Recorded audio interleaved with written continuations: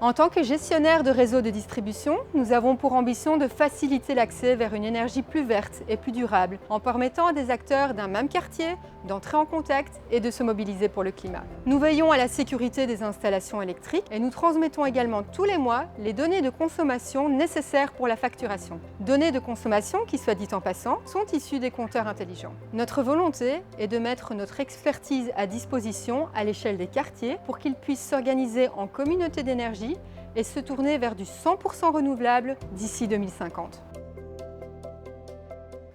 En attendant un cadre réglementaire qui permette de développer les communautés d'énergie renouvelables avec les citoyens, les gestionnaires de réseau participent à des projets tests en collaboration avec les sociétés de logements sociaux, le monde associatif et académique et finalement les autorités publiques. On retrouve notamment le projet Soccer dont l'idée est de permettre à des locataires sociaux de participer à la transition énergétique, de bien comprendre les nouveaux mécanismes et finalement de consommer efficacement une énergie renouvelable produite localement. Ce projet, financé par le service public de Wallonie, est construit autour de 3 laboratoires vivants, actuellement en cours de développement à Verviers, Anse et Chapelle-Erlémont. Ces 3 laboratoires vivants vont permettre de définir les bonnes pratiques qui serviront à l'ensemble des projets mis en œuvre demain, de partager l'énergie de façon durable et socialement responsable.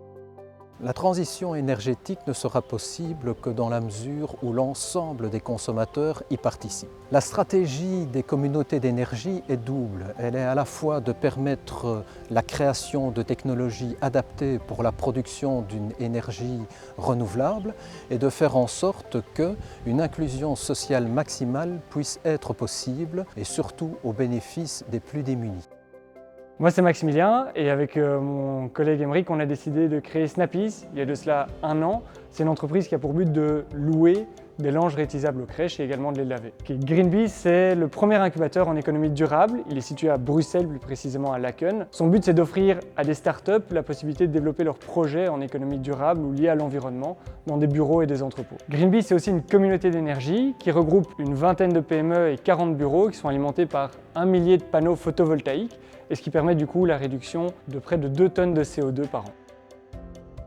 WeSmart, en collaboration avec Sibelga, nous permet d'avoir accès à une plateforme qui nous permet de monitorer notre consommation d'énergie en temps réel. Ça nous donne également quelques astuces pour diminuer notre consommation d'énergie et finalement ça nous permet de sortir des factures claires en fin de mois pour avoir un bon aperçu de notre consommation d'énergie. Les avantages de la communauté d'énergie en 3 points, économiques, sociaux et environnementaux. Économiques, on observe une baisse de la facture énergétique de 10 à 15% environ.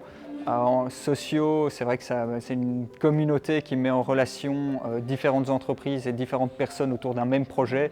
Et environnementaux, c'est vrai qu'on observe un changement de nos habitudes de consommation et il y a un gain environnemental avec des économies de CO2 de 2 tonnes par an pour la communauté de Greenbees.